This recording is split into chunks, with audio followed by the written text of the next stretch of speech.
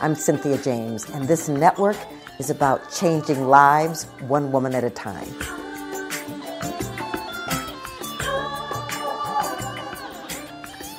I get the extraordinary honor of introducing you to women that are extraordinary and inspiring to my heart and soul. I believe that this is a time of women emerging. And so what is happening is that we are watching women change this planet one woman at a time, change communities, change families, change relationships, change governments. And so what I'm excited is that I get to be in a world where women have said yes to their power. So I'm going to introduce you to my guest today. I smile whenever I think about her. Her name is Melanie Gorman, and she's the Senior VP of YourTango Experts. She's also a business coach in charge of their popular training program, ACE Weekly Business Coaching. And this weekly event is the core of their experts program. It's where they teach, inspire, and encourage their community to really reach for the stars with their business. You know, I have been one of those people, and I have been one of the people she's coached, and I'm a true testimonial. She has a master's in counseling psychology, and she's worked for several years as a relationship counselor and coach. Also worked with Dr. John Gray, author of Men Are From Mars, Women Are From Venus, from 2001 to 2009. And this is what she says: the insight gained from working with the godfather of self-help was immeasurable. Welcome, Melanie. Oh, Cynthia, I just can't believe we're doing this. I'm so excited to be here with you. Well, me too. And I want to start with, a little bit of your history, because a lot of women think that women get to these amazing positions and it's kind of magical and mystical, like where did they don't even think they came from some other place. They just dropped in. So, tell us a little bit about your history. Well, that's such a great question. People don't ask that question enough, I don't think. So I'm from DC. I'm from the DC area. So I grew up 15 minutes from where I live now, which is funny to me. As a kid, I was curious and precocious, and I loved writing. I always had a sense that I was going to be a writer, and I went to school and decided, oh no, I'm going to be a therapist. And I went to grad school, and I moved all the way across the country. I lived in Oregon, and I had such a great time. And it wasn't long after graduate school that I started thinking that, I was a 24-year-old master's level person, and I was like, I don't know what the heck I'm doing. I don't know what I'm doing. I don't know if I had the book smarts, but I don't know that I could actually do anything. And I got a job teaching, because, most master's level 24-year-olds can't afford their, food. So I had a second job working for a dating service, teaching people how to date. So yeah, it was called Relationships Northwest, and it was just hilarious looking back on it. But the guy who owned the organization wanted to teach people a better way to date, and so he partnered up with John Gray, and they asked me to go get trained, and I did all this training, and voila, I was teaching dating to singles that were paying for matchmaking. And I thought, this is hilarious. Like, I don't know what I'm doing. I'm single. I'm a mess. But this is fun, right? And I learned a long time ago that you have to have fun at your work, or it's just not worth it. So had a great time, and the dating service closed, and John called me and said, you've taught more people to date than anybody in our entire organization. You should come work for me. And that was it. Like, I just took the opportunity when it showed up. So I worked for John for I don't know, 8-9 years, and then I came to YourTango, and I've been here ever since. And I've been through all kinds of crazy stuff. I have 2 amazing children who are the light of my life, and I'm married to my high school sweetheart, which is a crazy story. I don't know if I've ever even told you this.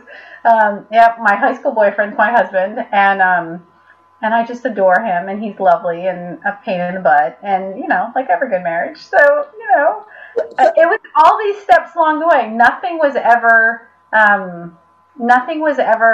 like clear. It was just a matter of like taking the next opportunity and saying yes, so that's how I got here.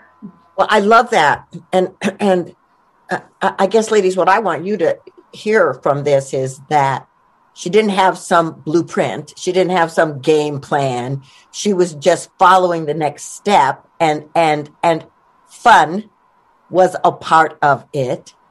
And because she was open and willing to have that fun and to be of service, the universe kept showing up, kept supporting you. And that's exciting to me. So, okay, so tell our audience, what is YourTango? Oh, so YourTango.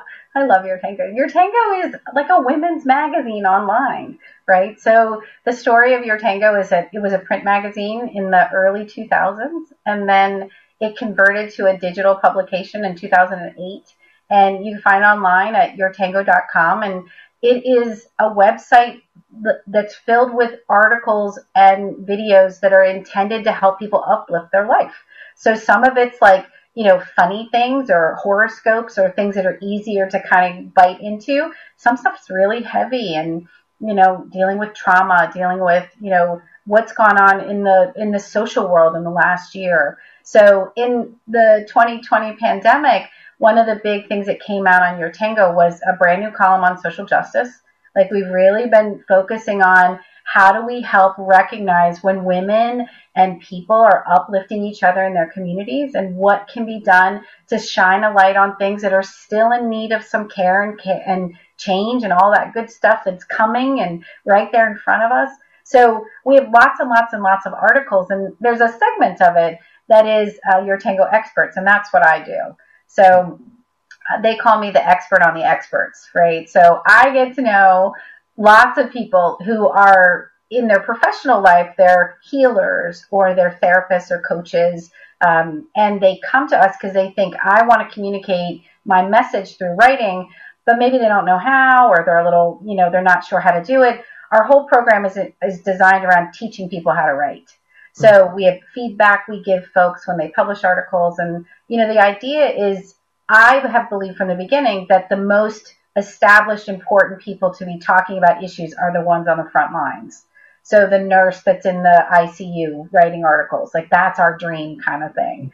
So, so we've been publishing content for a long time, and it's an amazing look at how people try to approach the big issues of the world, but also recognize that sometimes it's a lot, it's pretty heavy, and maybe today you just want to get your horoscope and you want to feel a little bit better and get an affirmation for the moment. So it's a little bit of both.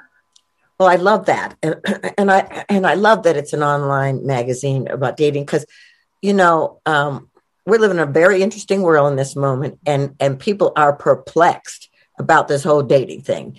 What's real, what's not real? How do I know I can trust? How do I open my heart? How do I do all of that? And so a lot of women that I coach right this moment are single, and they've been in pandemic. Yeah. And so it's like, well, how do you date when you're locked down in your house?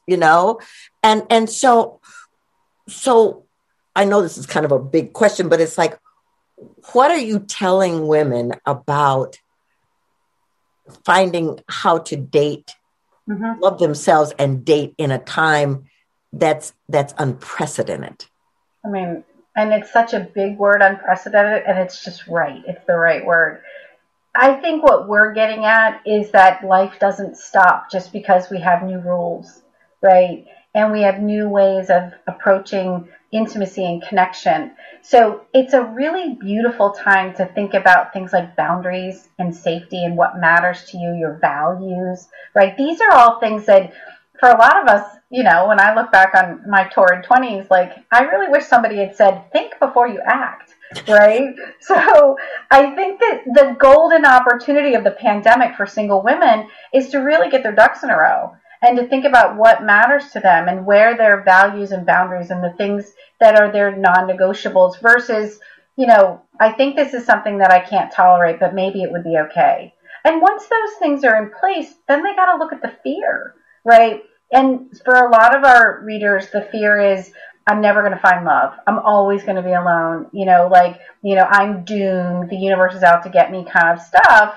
And That's not true. That's not true at all, right? So you have to look at the fear to be able to be the best version of yourself. So there's that too. And then I think for a lot of people, it's just taking that big step, right? Getting yourself on a dating site, getting yourself out there, trying some of these, Zoom kind of things where you can actually be in front of other people that are looking for intimacy and connection. And then you apply everything you learned. You apply your boundaries. Do you meet with or without a mask? Do you meet, what's your values tell you? So it really is a practice of showing up on the planet the way you believe you are on the inside. So dating is just an amazing thing right now. There's lots of people finding their soulmates right now. Right. It's just incredible. Right. Well, I love what you're saying. It's really getting clear within yourself, what you value and how you want to operate, and then see if that there's a match there. And can people be authentic, caring, respectful as you do this journey together?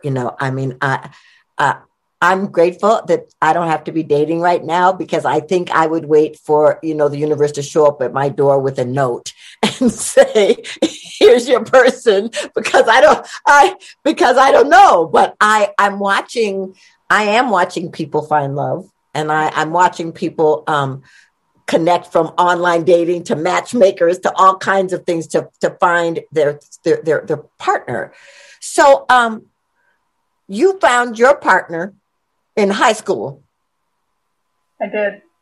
And what happened between high school, Oregon, John Gray? How'd you get back to him? Oh, this is a great story.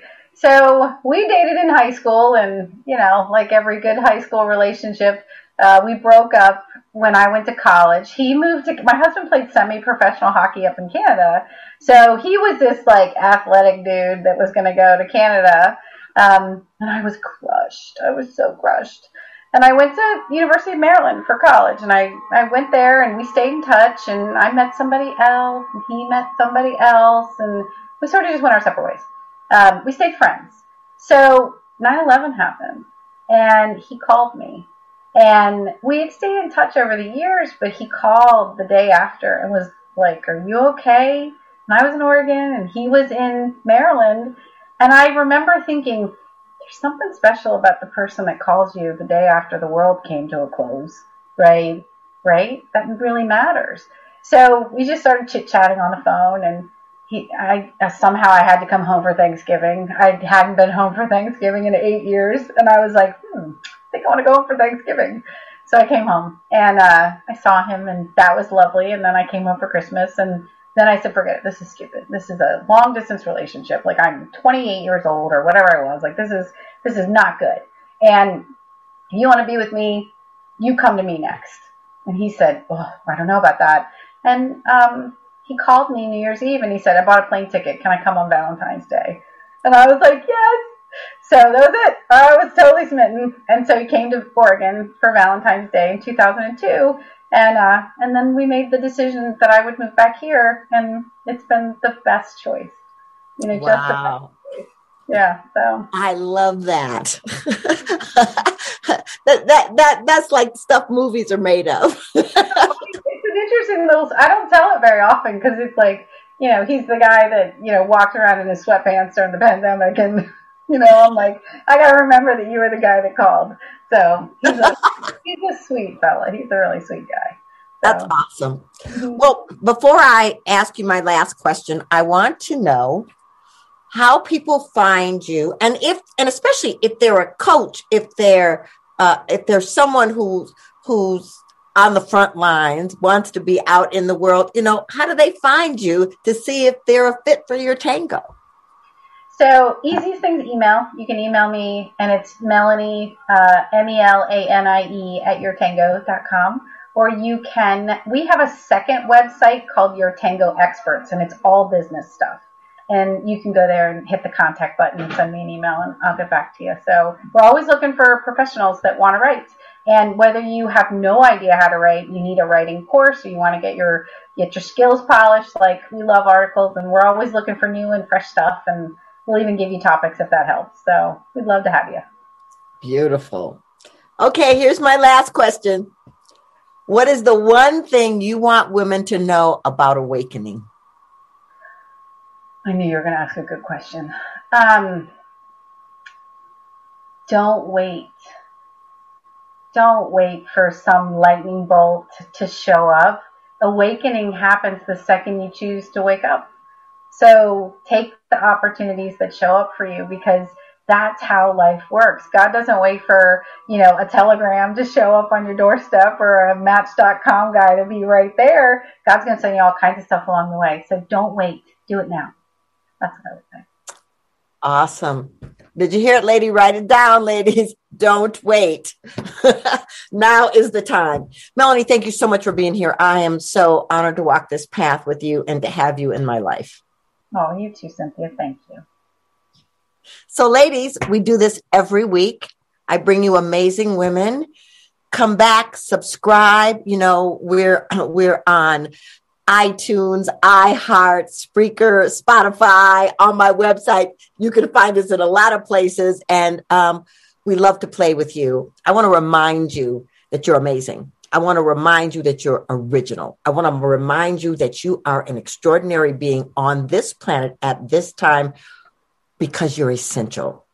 So yeah, don't wait. Step forward, bring your light, bring your gifts, because the world is waiting for you. I'll see you next time.